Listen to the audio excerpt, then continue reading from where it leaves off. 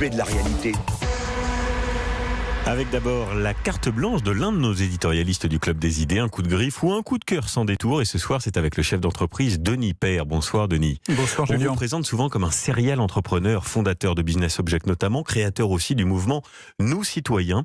Vous avez une parole libre Denis et ce soir vous nous dites vive la transition énergétique non subventionnée. Mais d'abord, vous vouliez commencer, je crois, par un message optimiste pour les jeunes. Oui Julien, je souhaite faire passer un message optimiste pour les jeunes en ce jour de rentrée scolaire. Ils sont souvent très préoccupés par le réchauffement climatique. Certains en Suède voudraient même arrêter leurs études car ils n'ont plus d'espoir. Ils ne sont pas toujours conscients que nous, les boomers, nous travaillons à résoudre le problème et qu'on est probablement en train d'y arriver. J'ai un message optimiste aussi pour leurs parents, pour lesquels la transition énergétique est perçue comme n'existant que par les subventions et générant de nouvelles taxes. Vous vous souvenez des gilets jaunes, Julien, certainement. On ne voit souvent pas les bonnes nouvelles de la transition énergétique. De moins en moins de subventions, de plus en plus d'emplois en France. Alors j'ai envie de vous dire, ok boomer, expliquez-nous.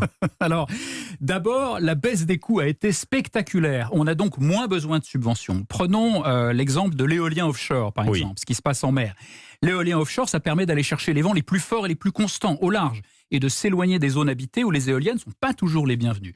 Il y a 2 gigawatts, ce qui équivaut à 2 réacteurs nucléaires qui sont en construction en France et le projet de construire 1 gigawatt par an. Avec le site de Dunkerque, remporté par EDF il y a 1 an, à 44 € par mégawattheure, il y a eu une division par plus de 4 de ces coûts en 7 ans. Le résultat qui va enchanter les contribuables de notre pays, où les impôts ne manquent pas, comme vous le savez, Julien, la plupart des projets récents en mer du Nord, au large des Pays-Bas et de l'Allemagne, sont sans subvention. Alors c'est aux Pays-Bas, en Allemagne, c'est pas en France. Oui. Quand on compare avec le coût du nouveau nucléaire, c'est 3 fois moins cher. Ok, c'est moins cher, mais c'est intermittent, pas comme le nucléaire. Oui, et bien sûr, il faut du stockage, car le solaire et l'éolien, effectivement, sont intermittents. Il n'y a pas toujours du vent et du soleil. On a vu en Californie cet été ce qui se passe quand on n'a pas assez de stockage, avec des coupures de courant à répétition. Mais avec des énergies intermittentes 3 fois moins chères que le nucléaire, on peut financer beaucoup de stockage. Alors justement, un exemple de stockage sans subvention en France qui va même faire baisser les impôts. Un projet en Martinique de 7 mégawatts avec le procédé bien connu du pompage-turbinage ou des STEP. On stocke avec du dénivelé, de l'eau en circuit fermé et qui donc n'est pas consommée dans des petits bassins de 1 ou 2 hectares. Cela remplace des centrales thermiques au fioul. Le bureau d'études Compass Lexecon a montré que ce petit projet permettra des économies pour le réseau électrique de Martinique de 40 millions à 500 millions d'euros sur les 30 prochaines années en fonction des scénarios de déploiement d'énergie renouvelable en Martinique. C'est un projet sans subvention spécifique qui va faire baisser les impôts car l'électricité est assez subventionnée en Martinique pour ne pas coûter plus cher. C'est une ode ce soir aux économies, aux énergies alternatives, au nucléaire. Mais l'économie dans tout ça, Denis? Alors l'économie dans tout ça, eh bien au-delà de la baisse des subventions, il y a l'activité économique que génèrent ces projets. Nous sommes, Julien, face à une véritable révolution industrielle avec potentiellement beaucoup de création d'emplois en France et partout en France. L'ADEME parle de 340 000 nouveaux emplois d'ici 2035.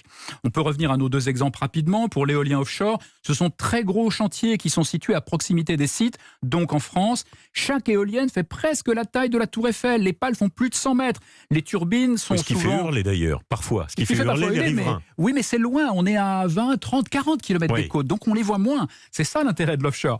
Et donc les turbines, elles sont souvent fabriquées par GE, l'ex-Alstom Power, sont fabriquées à Saint-Nazaire le plus souvent. Vinci construit une usine au Havre avec 750 emplois pour les structures. GE a ouvert une usine de pales d'éoliennes à Cherbourg avec déjà 300 emplois. Ce sont des emplois qui sont accessibles au plus grand nombre de chaudronnerie ou de génie civil.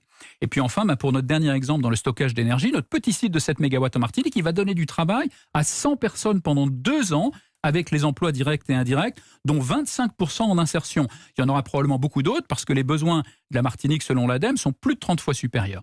Et en métropole, on peut installer ce type de petit site de stockage dans les 352 stations de sport d'hiver. Cela donnerait du travail à près de 9000 personnes par an pendant 8 ans dans les vallées des Alpes, des Pyrénées, du Jura et des Vosges. Du boulot. Donc, vive les énergies alternatives et abat le nucléaire, c'est ça ce que vous dites, Denis Père ? Non, pas abat le nucléaire, parce que le nucléaire, il est là, on ne va pas s'en débarrasser comme ça. Mais vous savez ce qui va se passer ? Je pense qu'on va diluer le nucléaire simplement en déployant de nouveaux sites renouvelables et qu'on va arriver à 50% sans fermer de centrales nucléaires. C'est mon pari à moi. Et puis peut-être en conclusion, moi ce que j'aimerais dire, c'est que toujours aux jeunes, mon message aux jeunes, en ce jour de rentrée scolaire, bien donc ne laissez pas encore tomber vos études comme certains voudraient vous y pousser. On a besoin de beaucoup de gens bien formés pour mener à bien tous ces projets. Europe 1, Julien Bugier. Merci Denis Père, entrepreneur et fondateur du mouvement Nous Citoyens. La carte blanche du Club des Idées d'Europe Soir, c'est donc tous les jours à partir de 19h22.